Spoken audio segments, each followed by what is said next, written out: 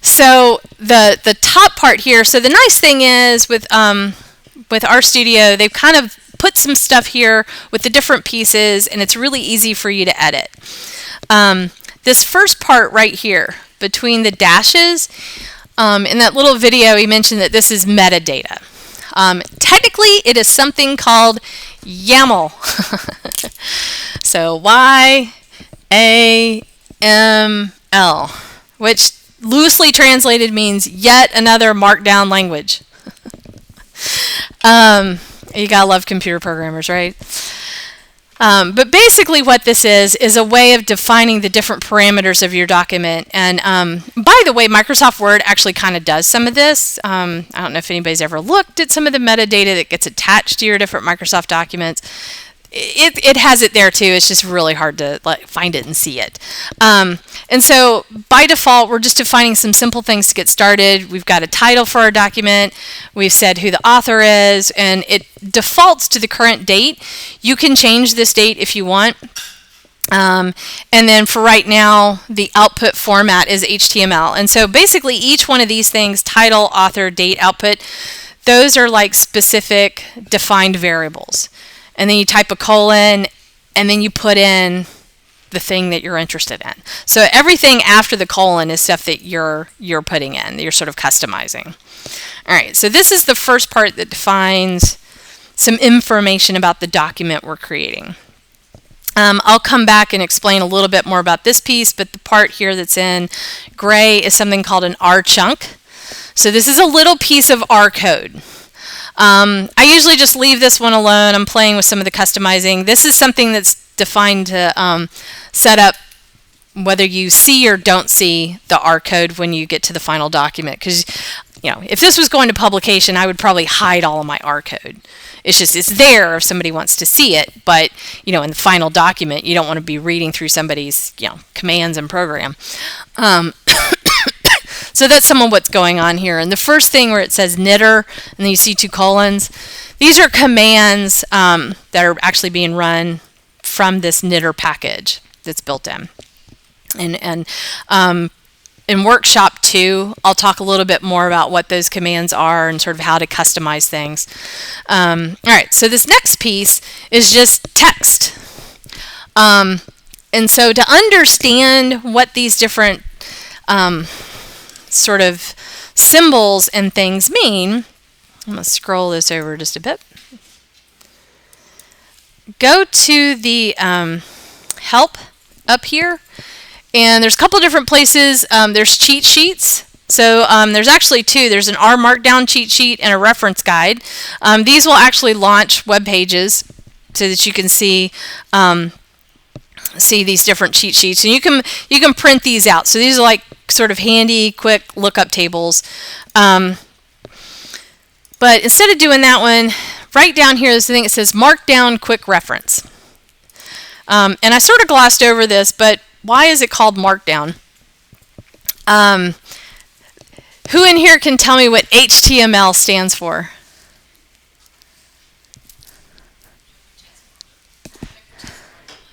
Hypertext markup language, exactly. So, so when you talk about a web page or something, it's written in something called hypertext markup language. So this is along those lines, but instead of calling it markup, they called it markdown.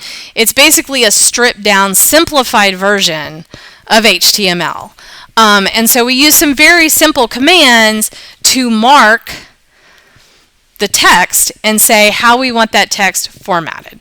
So here's an example. So in this quick reference, if I take a word and I put an asterisk on either side, then in the final document, it'll look like it's italics.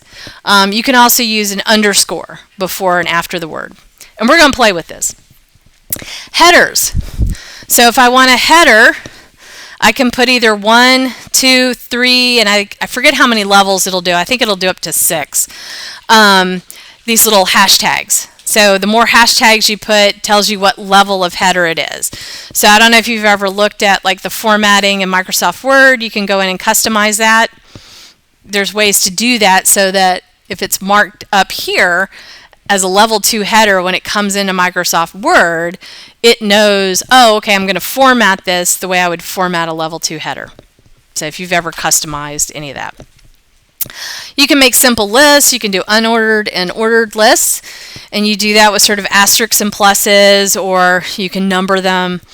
Line breaks are really easy. You just end it, hit the carriage return. You can put in like web links.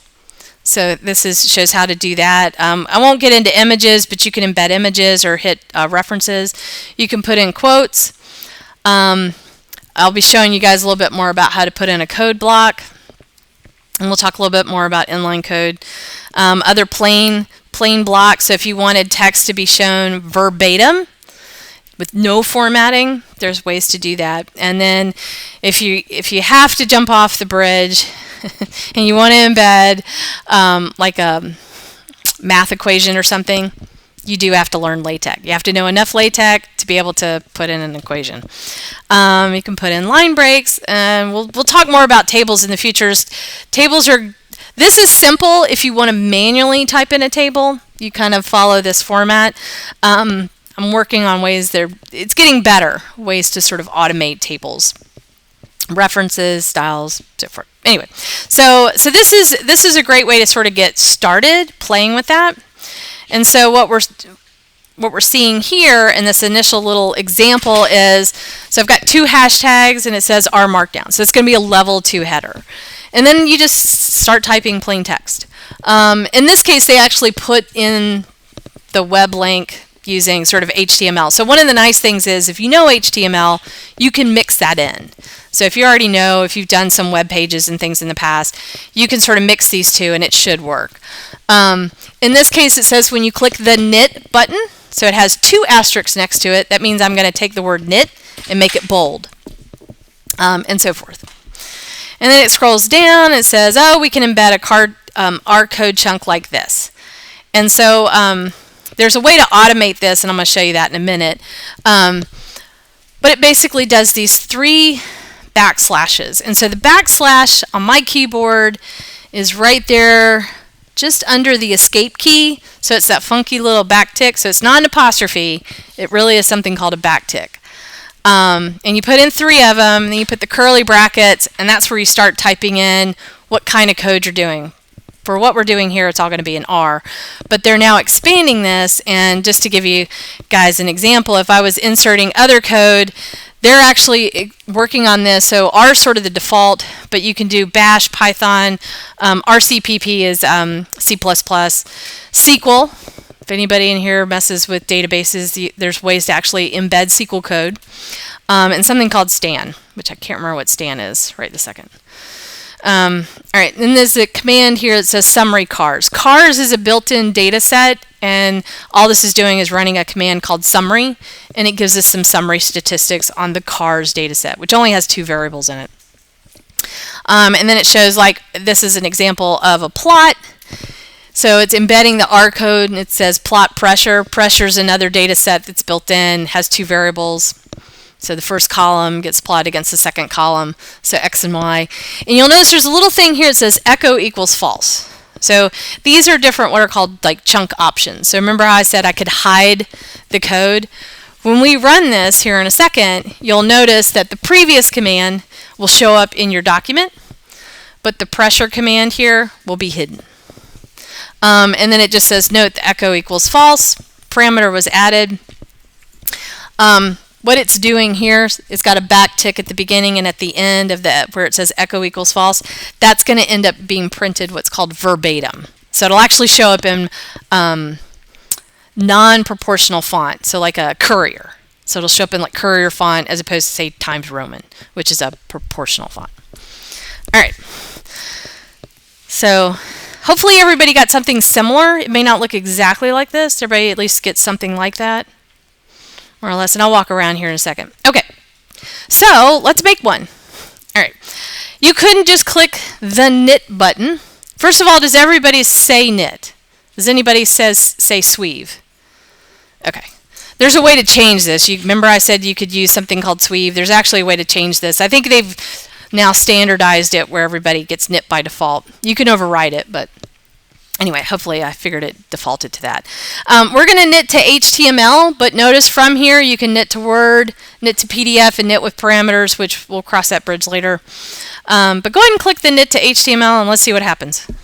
Oh, it should come back and ask you to save the file. So I'm just going to call this test2. And in whatever directory you're working in. So actually, let me back up just a second.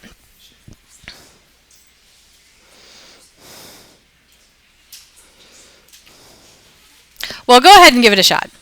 Just save it somewhere on your hard drive. And I'll come back and talk about directories here in a second. Oh, now that I've saved it. Oh, it's running. I don't know if you guys saw that. I'm going to try it one more time here. Let me close that. Okay. When I click the knit to HTML, I had it minimized so you had a hard time seeing it. There's going to be some stuff here down in the console. There's another little tab that pops up that says R Markdown. So what will happen is when I click knit, it goes to this R Markdown screen and actually shows you what it's doing. So if everything worked, you should get a little HTML preview. So what it's doing is it's doing like a little miniature embedded browser, and hopefully you can see what the output looked like. So there's my title, the author, the date, that first header that we had in there, the text, and you'll notice that since that was like an HTML web link, this is actually ready to go. It's live. I can click on it and it'll take me to the R Markdown website. Remember how I did not hide the code here, so what it's doing is showing me the code and the output. But then on the one that we did the plot, it hid the code, so now all I have is just the information and the plot, and there it is. Did everybody get that? Did it work? Yes? Anybody it didn't work? Yay. Okay. So I'm going to back up just a hair and talk just a minute about the management.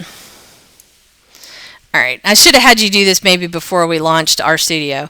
But on your hard drive, if you know where you wanted to work for today, like suppose you went in, and I'm gonna close my RStudio here real quick.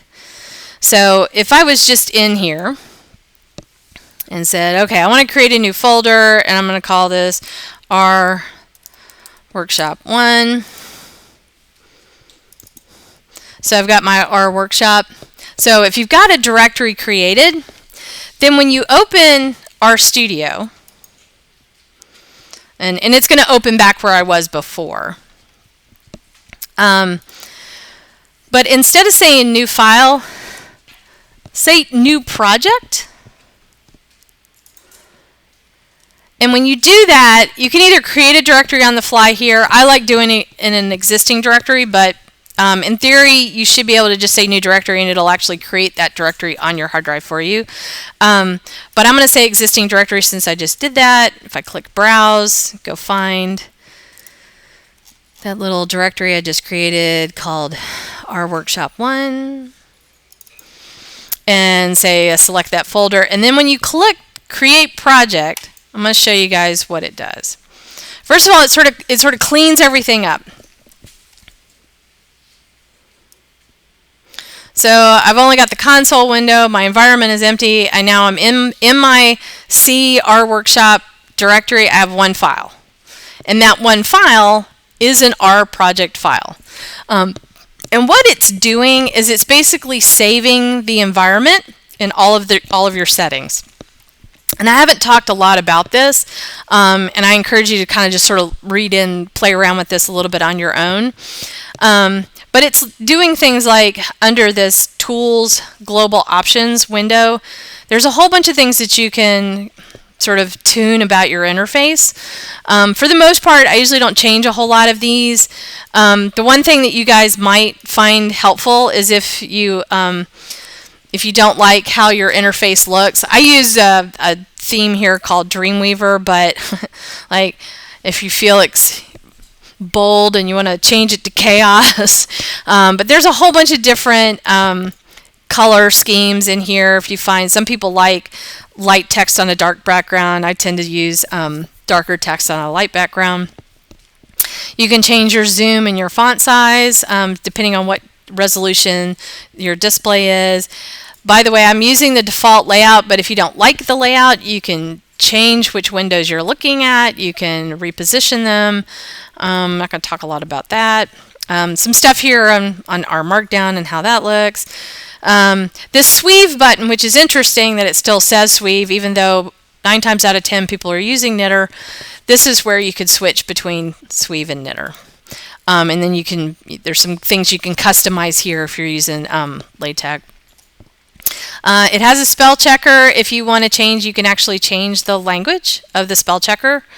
I'm not going to talk a lot about Git and SVN, but in that silly little video that I showed you on the reproducible research, it said Git, knit, and be done.